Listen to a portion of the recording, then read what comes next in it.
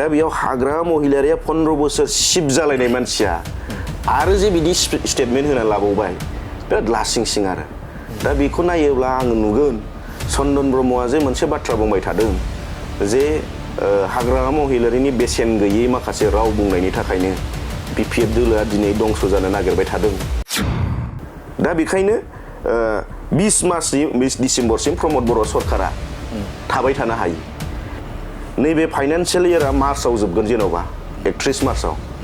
financial इयारासो जोबगोन खिन्थु प्रमद बर'नि सरकारा बे मार्चआव जोबा बियो फैगौ डिसेम्बरनि 20 मासिम जागोन डिसेम्बरसिम बिटिआर सरकार थामहिनबा आथिखालनि जाखिनि प्रमद बर' बिथाङा सरकार सालायबाय दङ बेखौ जों स्टेटमेन्ट होनाय नुदों बिपिएफ राजखान्थि हान्जानो बिथां हाग्रामा महिलारि बिथाङा आरो बिथांजों लोगोसे बिथांनि जाखिनि दोलोनि सोद्रोमा दं बिथांमोना जे बाथ्रा बुंदों जे 31 मार्चनि उनाव नै बोहैथि दाननि 31 मार्चनि उनाव बिटिआरआव जा खुंथाय गोहोआव दङ प्रमद बर'आ पावार गैयै जासिगोन फांसनलेस जासिगोन आरो बिथाङा गोहो खोमानानै लासिगोन आरो बे समाव जेबो खामानिखौनो बिथाङा मावनो हानाय नंला होननानै बाथ्रा बुंथिदों दा बेनि सायाव मा बुंगोन नोंथाङा 2003 मायथाइयाव बिटिसि सुक्ति जादों बेनि उनाव बोसोरनै इन्टारिम जानानै 2005 मायथाइयाव बिटिसिनि गिबि बिसायख'थि जादों एप्रिल दानाव जादों बियो एप्रिल दाननि मा होनो बैसागुनि समब्रा समब्रि खाथि खालायाव जादों बिसायख'थिनि उनाव जायहा बांसिन माने एमसिएलए दोलो मेम्बार देरहाबाय बिथांमोना सरकार दाबाय आरो सरकारनि आयुआ जागायो बिसायख'थि जोबखांनायनि उनाव प्रथम एसेम्ब्लि जागायजेननाय तो 2005 मायथाइयाव जे हाग्रामा महिलाया प्रथम सरकार दाजेनदोंमोन बे एप्रिल दानाव बे एसेम्ब्लि जागायनायखाय बियो बिनि आयुआ स्टार्ट जानानै 2010 मायथाइनि एप्रिलसिम थादों आरो बिनिफ्रायनो 2010 मायथाइनि एप्रिलनिफ्राय एसेम्ब्लि जागायजेननानै आरो 2015 मायथाइसिम बिनि आयुआ थादों 2015 मायथाइयाव एप्रिल दानाव इलेक्सन जानानै एप्रिल दानावनो बिथांमोना गिबि एसेम्ब्लि जागायजेनदों बेयो 2020 सिम जादों दा जोंनिया 2020आव एप्रिल दानाव माने इलेक्सन जानो गोनां जामोन माने गोदान सरकार दानो गोनां दंमोन खिन्थु बे समावनो कर'ना भाइरास फैनानै बै समाव गभर्नर सासन फैदों गभर्नर सासना फैयै डिसेम्बरसिम जादों डिसेम्बरनि 20 तारिखआव प्रमद बर'नि सरकारा क'क्राझारनि बिटिसि सेक्रेटारि एसेम्ब्लियाव प्रथम जिरायजेनदों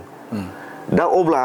प्रमद बर' दैदेननाय दानि बिटिआर सरकारनि आयुआ 2020 मायथाइनि 20 डिसेम्बरनिफ्रायसो जागायदों डिसेम्बरनिफ्राय दा बियो 5 बोसोर कमप्लिट जानोबा 20 डिसेम्बरसिम बियो अब्लासो आबुं जागोन खिन्थु मोनसे रुल दङ जे गोसो जायोब्ला माने इलेक्सन कमिसना बिनि एसे 6 मान्थ सिगां बा 6 मान्थ माने लांनाय माखासे रुल दङ दा बेखौ बारहोनो हाया सिगाङाव खुंनो हायो दा निश्चय बेफोरनो माखासे बोथोरफोरखौ थासारिफोरखौ नायनानै फुजा मेलानि बोथोर गुसु बोथोरखौ नायनानै दा खौरां बिजोंफ्राव जे सेप्तेम्बर मासाव जागोन होनना बुंनायफ्रा जे सेप्तेम्बर अक्ट'बर नभेम्बर 3 दान सिगां आवगायनानै बिसायख'थिखौ खुंनो नागिरदों दा बेखायनो 20 डिसेम्बरसिम प्रमद बर' सरकारा थाबाय थानो हायो दा बेयाव हाग्रा महिलारिया 15 बोसोर शिफ्ट जालायनाय मानसिया आरो जे बिदि स्टेटमेन्ट होना लाबावबाय बिराद लासिंसिं आरो दा बेखौ नायोब्ला आङो नुगोन चन्दन ब्रह्मआ जे मोनसे बाथ्रा बुंबाय थादों जे हाग्रामा महिलारिनि बेसेन गैयै माखासे राव बुंनायनि थाखायनो बिपिएफ दोलोआ दिनै दंस जानो नागिरबाय थादों थारैनो बे बाथ्राया फोरमान जादों आरो दा आं बुजियाखै सोरखौ थगायनानै गावजों लोगोआव लाफाबाय थानो नागिरदों हाग्रामाया दा बै बाथ्राफोरखौथ' साधारन मानसिफ्रा बुजियोना दा फाइनान्सियेल इयारा जेन'बा जोंनियाव